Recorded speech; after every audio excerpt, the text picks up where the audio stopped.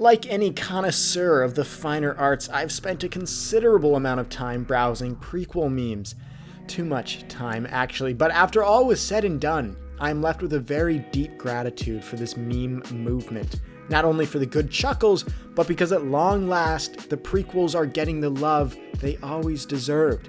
A new appreciation for these masterpieces has been cultivated.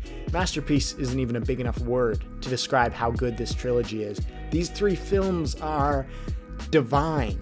Even if I can no longer watch what were once tear-jerking scenes without giggling about memes I once happened across in the olden days, that is a small price to pay for the prequels to finally be recognized for their greatness. More and more I see Revenge of the Sith take the #1 spot on people's ranking of the saga, something that not 5 years ago would be considered heresy. Probably only by the same people who hated The Last Jedi, you haters. The Last Jedi is even starting to get some of the love it deserves. People were going all Anakin on that movie. Like, do you not notice that Daisy Ridley is in it? Like, hello? But this is about the prequels, guys. Please, focus. Now, as happy as I am that Revenge of the Sith is topping many lists all around the globe, Attack of the Clones continues to take the bottom spot, along with The Phantom Menace, but that's a whole other video. And Rogue One keeps ending up around the middle of people's rankings. Like, what? Hello? It's top 2 at least, and it's not 2. However, in all fairness, there is a very real explanation as to why the prequels and the new films, independent of quality, end up on average further from the top than the originals. Nostalgia. That's why it feels so weird to think of Rogue One as being the best Star Wars film, because how could it be? How could it not be Return of the Jedi? Because of this scene alone, of course. This lightsaber duel was nuts. But my point is, the original trilogy has this aura to it. You know what I'm talking about. That soft morning light that is nostalgia. What novelty is worth that sweet monotony, where everything is known and loved because it is known? There, does that answer your question? Respect to Little Woman for quoting that quote, by the way. Well, ladies and gentlemen, that same monotony, that age of nostalgia, it has dawned on the prequels. How can any of the prequels come close to the bottom of any list when so much of one's childhood is rooted within it? When there is so much memory in it, and so much love, and imagination and beauty? Also, how can you put a movie where Natalie Portman looks this good at the bottom of a ranking? That doesn't make any sense. But Attack of the Clones is so much more than its nostalgia.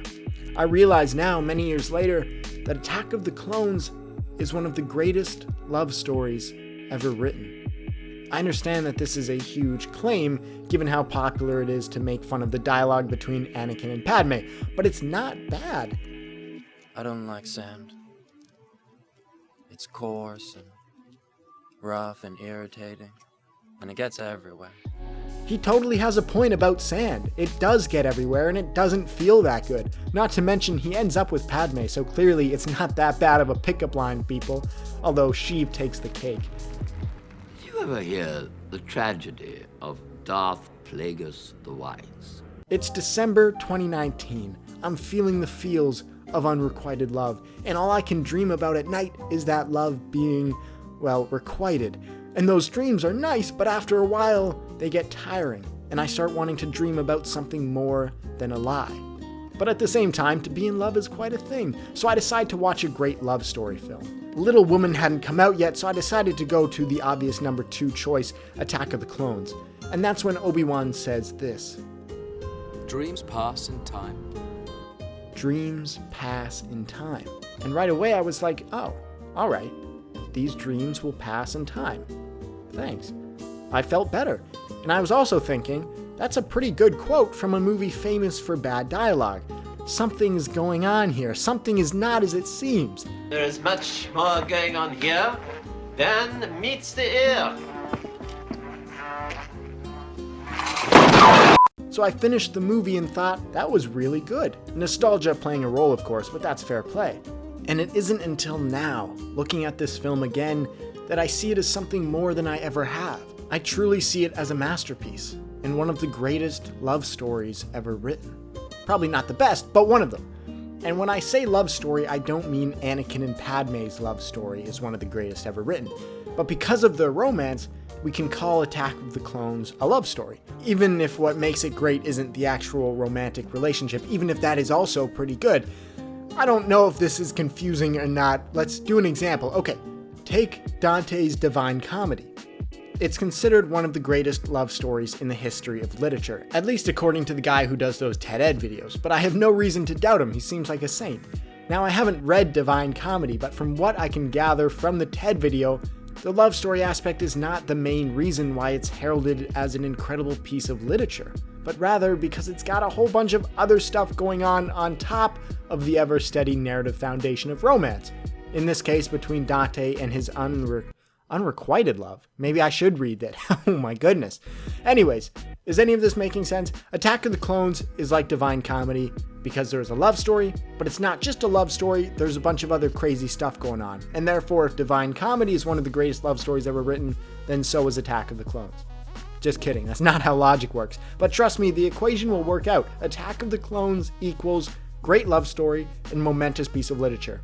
Okay, let's solve for these variables. 1, Anakin and Padme have a romance going on, so they have to go to some pretty romantic destinations. Then they have an intense after-dinner conversation in a cozy living room area. She goes to Tatooine with him, where her costume designer was really pulling out all the stops. That was something else. Then they even go to Naboo and meet the in-laws, where Padme pulls a classic move in the mixed signals department. Did you know, Anakin, you're the first boyfriend my sister's ever brought home? He's not my boyfriend. They ask you how you are, you just have to say that you're fine when you're not really fine. But you... Oh, Padme!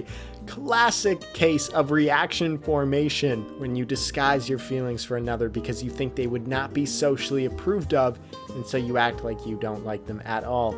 My psychology textbook actually calls this doing them dirty. To top everything off in the Anakin and Padme department, they end up getting married and with an amazing soundtrack playing in the background. So there's clearly a very good love story at play here. But what makes this a masterpiece of literature? The fact that, first of all, this is a space opera epic about galactic military and political feuds, but also the corruption of power, not only seen through Palpatine, but our supposed heroes, the Jedi. And then we've got Anakin's desire to save his mother, only to arrive too late and betray his Jedi instincts with vengeance. And then all these clones show up, and we realize something way bigger than any of our characters is taking place that they can't control, and all the strings are being pulled, and it's all too much. Okay, so there it is. That's why Attack of the Clones is one of the greatest love stories ever written. It's not perfect. Some of the dialogue could be improved, I guess, and a lot of things could be changed realistically, and it definitely has some pacing issues, at least as far as I can remember. But according to a quick Google search, Jane Eyre is one of the greatest love stories ever written, and let me tell ya, that has some pacing issues. So I don't think the criticisms this movie received are all invalid. But I don't think the things being critiqued are what matter in the end. When all the cards have been played and we look back upon the works of art of history, I don't think pacing is what will separate the great from the good. I think Attack of the Clones is one of the greatest love stories ever written because it is so full of love. There is so much imagination in this, so much beauty and hope, and it feels exciting and it feels grand. It reminds me of Shakespeare. I have trouble getting through a Shakespeare story. They're obviously well written, but I found they tended to be slow and a bit crazy. It always baffled me that people revered them, hailed them as these masterpieces. But I think I finally understand why. It's the idea of them. It's not how good they are while reading them, but how fond we are of them in retrospect. How they have spoken to our souls in whispers inaudible in the din of the story itself.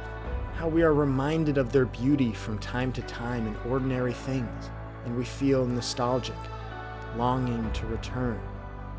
When looking back on Attack of the Clones, I don't actually have to sit through the dull parts, and so in retrospection, I remember only the good, and the good is grand.